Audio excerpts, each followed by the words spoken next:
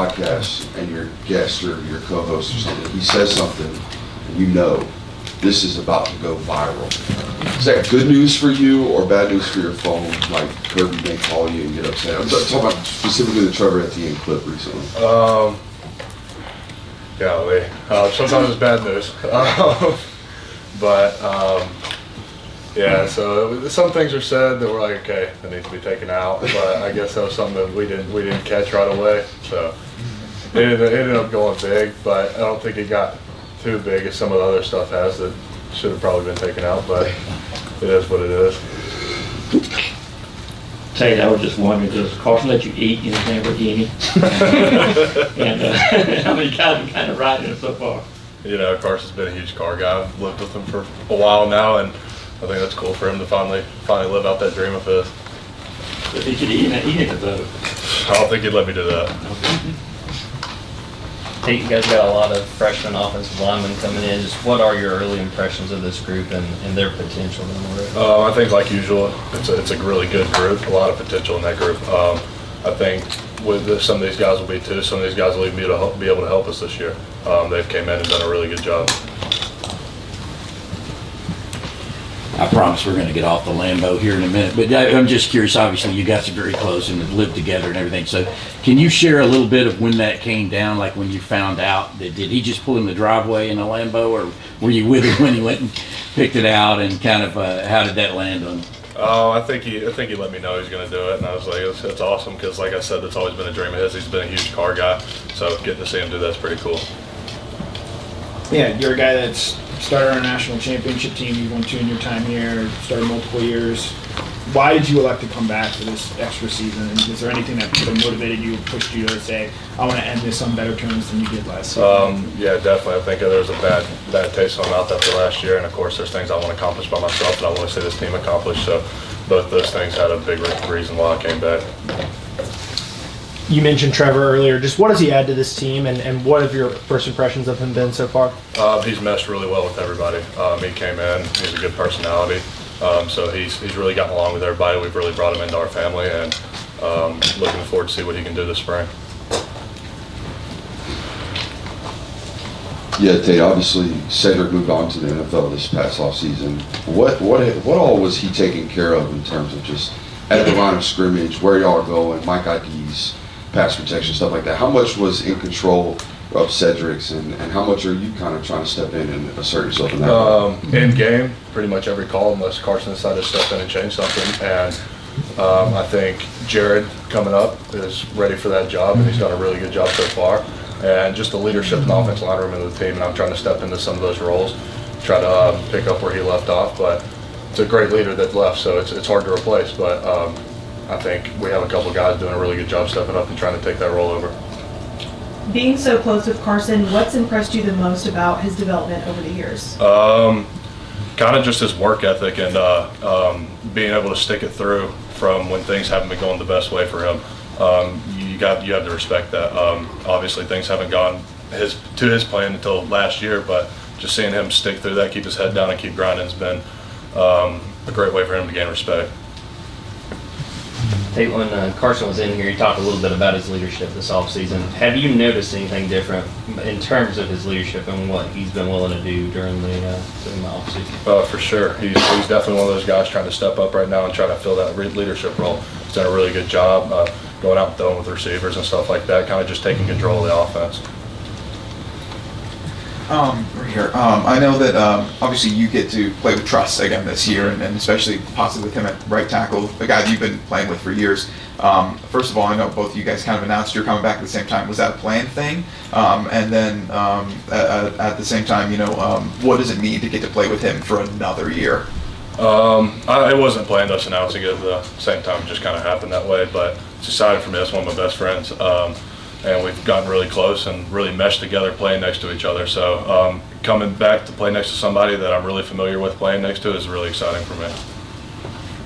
Yeah, with Cedric moving on and Austin Blasky transferring out of the program, you guys have lost a couple of centers. How do you guys go about developing center? Have you practiced taking snaps? Have you practiced center at all? And in terms of developing guys that can't possibly have that? I have taken a few snaps so far this spring. And I think it's just as practice goes, everybody gets developed. We're going to be moving people here, there, everywhere. So it's kind of just throughout the process of the spring figuring that out. How was that process of learning how to snap going? It made me have a lot more respect for what Seth did. I called him. I told him, I was like, I have a newfound respect for what you did all last year.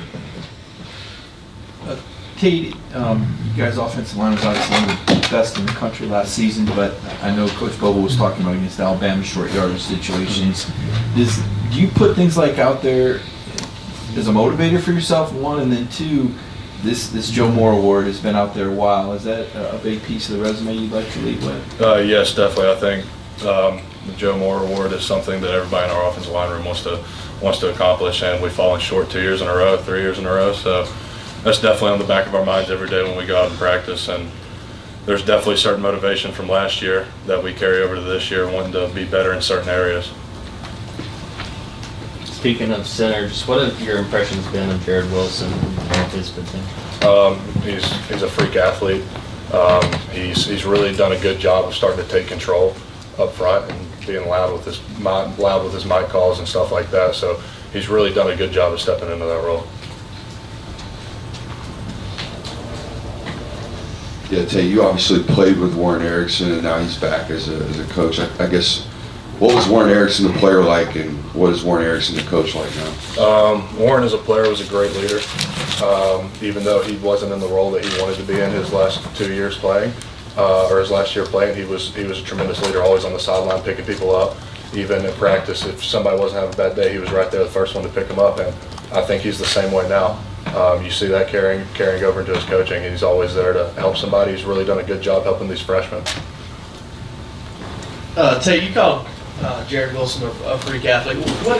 We don't get to see a lot of the stuff you see. What is it about it that kind of makes him, makes you say that about him? Just him running. The way he can get to a linebacker, things like that, things you don't normally see out of a center. He can get to a linebacker with helping your guard too at the same time, when a lot of centers just have to climb straight up. So the way he just has great footwork and can get things done up front.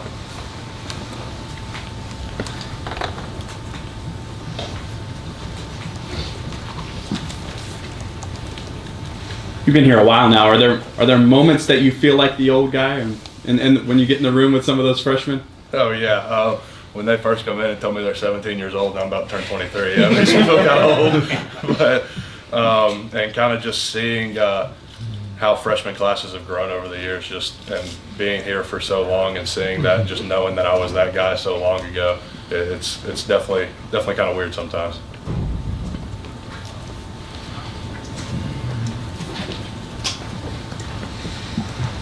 Have you had a chance to spend much time around the new offensive coaches? I don't know if you knew Coley back in the day, but Josh Crawford's here as well. Mm-hmm. What's your impression so far? Coley was here when I was getting recruited, so I had a relationship with Coley before he got here, and seeing him around is kind of cool.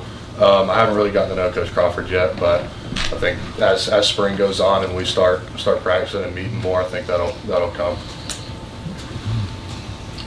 So we talked a little about your podcast, and I've asked you a question last year about obviously Zion Lowe taking over for Ryland, and now Brett's taken over. What has it been like to get to do a podcast with all three of those guys, and now getting to work with Brett directly now? It's three different personalities, so it's been pretty cool to see the transition of how it's went throughout the years. And now with Brett's hilarious. Brett has a great personality, so it's a lot of fun to do it with him. Tate, have you noticed any difference with Coach Smart over the course of your career in terms of the guy you hear on the microphone or leadership style? No, he's a winner. He's been that since I've gotten here, and that's one of the reasons I wanted to come here. Is he wants to win, and he takes his job very seriously and doesn't let anybody slip up. So I respect that about him. He's been that way since I've been here. Time for a couple more. If you could go back and give yourself advice at 17, 18, first coming into this program, what advice would you give yourself? Live in the training room. I remember when I first got here, I thought my body was invincible. Thought nothing could hurt it. And now, going into my 5th year, you figure out that's not the case. So I wish I'd have learned that earlier and started taking care of my body earlier. Any more for Tate? All right, thank you, Tate. Thanks, Tate.